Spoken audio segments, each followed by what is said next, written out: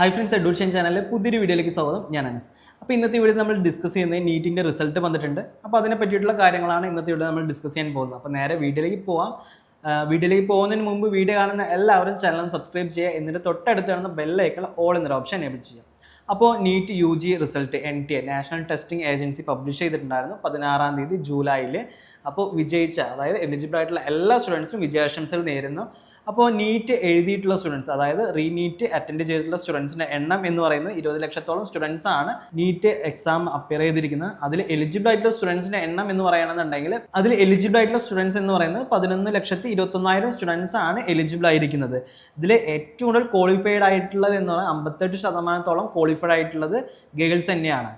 പിന്നെ 13 ലാംഗ്വേജുകളിലായിട്ടാണ് NEET exam conduct ചെയ്തിരിക്കുന്നത്. Okay, ഇതിലിപ്പോൾ ജനറൽ കാറ്റഗറി വൈസ് റാങ്ക് നോക്കുകയാണെന്നുണ്ടെങ്കിൽ ഏകദേശം അതായത് ക്വാളിഫൈഡ് ആയിട്ടുള്ള കാൻഡിഡേറ്റ് നോക്കുകയാണെന്നുണ്ടെങ്കിൽ 2,91,000 കാൻഡിഡേറ്റ് ആണ് ജനറൽ കാറ്റഗറിയിൽ എലിജിബിൾ ആയിരിക്കുന്നത്. പിന്നെ അതുപോലെ തന്നെ OBC NCL കാൻഡിഡേറ്റ് നോക്കുകയാണെന്നുണ്ടെങ്കിൽ 5,12,000 കാൻഡിഡേറ്റ് എലിജിബിൾ ആയിട്ടുണ്ട്. SC നോക്കുകയാണെന്നുണ്ടെങ്കിൽ 1,59,000 കാൻഡിഡേറ്റ് ആണ് എലിജിബിൾ ആയിരിക്കുന്നത്. ST നോക്കുകയാണെങ്കിൽ 63,000 കാൻഡിഡേറ്റ് എലിജിബിൾ ആയിട്ടുണ്ട്. പിന്നെ അതുപോലെ ജനറൽ EWS അതുപോലെ തന്നെ EWS നോക്കുകയാണെന്നുണ്ടെങ്കിൽ 95,000 കാൻഡിഡേറ്റ് എലിജിബിൾ ആയിട്ടുണ്ട്. PWD നോക്കുകയാണെന്നുണ്ടെങ്കിൽ 3,000 ആ ഒരു റേഞ്ചാണ് കാൻഡിഡേറ്റ് എലിജിബിൾ ആയിരിക്കുന്നത്. അങ്ങനെ ടോട്ടൽ വന്നിട്ട് 11,21,000 കാൻഡിഡേറ്റ് ആണ് നീറ്റ് UG 2026 എലിജിബിൾ ആയിരിക്കുന്നത്. പിന്നെ അതുപോലെ തന്നെ ഒരുപാട് സ്റ്റുഡൻസ് നമ്മളോട് ചോദിച്ച കാര്യമാണ് റീഫണ്ടിൻ്റെ കേസ്. എക്സാം അതായത് ഈ എക്സാം അറ്റൻഡ് ചെയ്ത സ്റ്റുഡൻസിന് മാത്രമാണ് റീഫണ്ട് കിട്ടുകയുള്ളൂ. ഞാൻ മുന്നത്തെ വീഡിയോയിൽ പറഞ്ഞിട്ടുണ്ടായിരുന്നു. ഇനി നീറ്റിൻ്റെ സ്കോർ നോക്കുകയാണെന്നുണ്ടെങ്കിൽ 720-ലാണ് ഞങ്ങളുടെ എക്സാം കണ്ടക്ട് ചെയ്തിരിക്കുന്നത്. അതിൽ 715 2 കാൻഡിഡേറ്റ് വാങ്ങിയിട്ടുണ്ട്. അതായത് ഒരു ഹരിയാനയും അതുപോലെ തന്നെ പഞ്ചാബിൽ വരുന്ന 2 കാൻഡിഡേറ്റാണ് വാങ്ങിയിരിക്കുന്നത്. നീറ്റിൻ്റെ സ്കോർ നോക്കുകയാണെന്നുണ്ടെങ്കിൽ ഒരു 19 കാൻഡിഡേറ്റ് വന്നിട്ട് 700 to 720 മാർക്കിൻ്റെ ഇടയിൽ വാങ്ങിയ ഒരു 19 കാൻഡിഡേറ്റ് വരുന്നുണ്ട്. പിന്നെ അതുപോലെ തന്നെ 1,492 കാൻഡിഡേറ്റ് വന്നിട്ട് 650 എബോ റാങ്ക് വാങ്ങിയിട്ടുണ്ട്. ഒരു 90,000 എബോ കാൻഡിഡേറ്റ് വന്നിട്ട് 500 എബോ മാർക്ക് വാങ്ങിയിട്ടുണ്ട്. പിന്നെ അതുപോലെ തന്നെ ഞാൻ നേരത്തെ പറഞ്ഞു അപ്പിയർ ചെയ്ത് എലിജിബിൾ ആയിട്ടുള്ള കാൻഡിഡേറ്റ് എന്ന് പറയുന്നത് 11,21,000 കാൻഡിഡേറ്റ് ആണ് എലിജിബിൾ ആയിരിക്കുന്നത്. നീറ്റ് അറ്റൻഡ് ചെയ്തത് ഏകദേശം ഒരു 93% സ്റ്റുഡൻസും ഫസ്റ്റ് ടൈമാണ് അറ്റൻഡ് ചെയ്തിരിക്കുന്നത്. അതുപോലെ നീറ്റിൻ്റെ കട്ട് ഓഫ് നോക്കുകയാണെന്നുണ്ടെങ്കിൽ ഈ UR and EWS നോക്കുകയാണെന്നുണ്ടെങ്കിൽ ഏകദേശം ഒരു 715 to 213 മാർക്ക് വരെയാണ് ഈ ഒരു കാറ്റഗറിയിൽ വരുന്ന സ്റ്റുഡൻസ് മാർക്ക് വാങ്ങിയിരിക്കുന്നത്. പിന്നെ അതുപോലെ OBC നോക്കുകയാണെന്നുണ്ടെങ്കിൽ 212 തൊട്ടിട്ട് 177 സ്കോർ വരെയുള്ള സ്റ്റുഡൻസ് ആയാലും 81,000 സ്റ്റുഡൻസ് ആണ് എലിജിബിൾ ആയിരിക്കുന്നത്.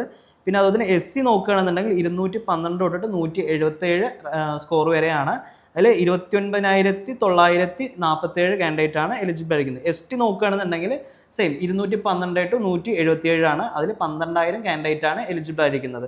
ഇതാണ് ഇതിൻ്റെ കട്ട് ഓഫ് മാർക്ക് വരുന്നത്. പിന്നെ അതുപോലെ തന്നെ ഒരുപാട് സ്റ്റുഡൻസ് ആണ് ഈ റാങ്കിൽ MBBS അഡ്മിഷൻ കിട്ടുമോ, BDS അഡ്മിഷൻ കിട്ടുമോ, അതായത് കുറഞ്ഞ മാർക്കാണെന്നുണ്ടെങ്കിൽ അഡ്മിഷൻ കിട്ടുക, അല്ലാന്നുണ്ടെങ്കിൽ എങ്ങനെയാണ് രജിസ്റ്റർ ചെയ്യേണ്ടത് എന്നുള്ള ഡീറ്റെയിൽ ഒക്കെ ഒരുപാട് സ്റ്റുഡൻസ് ചോദിക്കുന്നുണ്ട്. നിങ്ങളുടെ അടുത്ത സ്റ്റെപ്പ് എന്ന് പറയുന്നത് രജിസ്ട്രേഷൻ. അതായത് MBBS ആണെന്നുണ്ടെങ്കിലും BDS ആണെന്നുണ്ടെങ്കിലും ഓരോ കോളേജുകളിലേക്ക് രജിസ്ട്രേഷൻ ഉണ്ട്. ഞാൻ നേരത്തെ പറഞ്ഞ പോലത്തെ ഡീംഡ് യൂണിവേഴ്സിറ്റി ആണെന്നുണ്ടെങ്കിലും സെൻട്രൽ യൂണിവേഴ്സിറ്റി ആണെന്നുണ്ടെങ്കിലും സ്റ്റേറ്റ് യൂണിവേഴ്സിറ്റി ആണെന്നുണ്ടെങ്കിലും അവിടെയുള്ള കോളേജുകളിലേക്ക് അഡ്മിഷൻ ആയിട്ട് നിങ്ങളുടെ രജിസ്ട്രേഷൻ സ്റ്റാർട്ട് ആവുന്നുണ്ട്. അപ്പോൾ അതിനെ പറ്റിയിട്ടുള്ള ഡീറ്റെയിൽ ആയിട്ടുള്ള കാര്യങ്ങളും പിന്നെ നിങ്ങളുടെ മാർക്ക് കുറവാണെന്നുണ്ടെങ്കിൽ എങ്ങനെയാണ് ഏത് കോളേജിലേക്കാണ് അഡ്മിഷൻ ലഭിക്കുക എന്നുള്ള ഡീറ്റെയിൽ ആയിട്ടുള്ള കാര്യങ്ങളെല്ലാം ഞങ്ങളുടെ വാട്സപ്പ് കമ്മ്യൂണിറ്റി ഗ്രൂപ്പിൽ നിങ്ങൾ അപ്ഡേറ്റ് ചെയ്യുന്നതായിരിക്കും.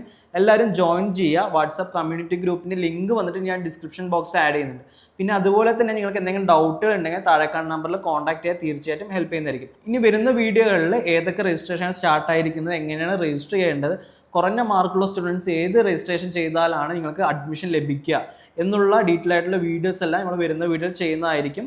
അപ്പോൾ ഈ വീഡിയോ കാണുന്ന എല്ലാവരും ചാനൽ സബ്സ്ക്രൈബ് ചെയ്യുക. അതുപോലെ തന്നെ നീറ്റ് എക്സാം എഴുതിയിട്ട് MBBS BDS പോലുള്ള അഡ്മിഷൻ വെയിറ്റ് ചെയ്യുന്ന സ്റ്റുഡൻസ് ആണെന്നുണ്ടെങ്കിൽ സ്റ്റുഡൻസ് നിങ്ങളുടെ ഫാമിലിയിൽ ആരെങ്കിലും ഉണ്ടെങ്കിൽ ഈ വീഡിയോ ഷെയർ ചെയ്ത് കൊടുക്കുക. ഓക്കെ, അപ്പോൾ നമുക്ക് ഇനി അടുത്തൊരു വീഡിയോ ആയിട്ടാണ്. ബൈ.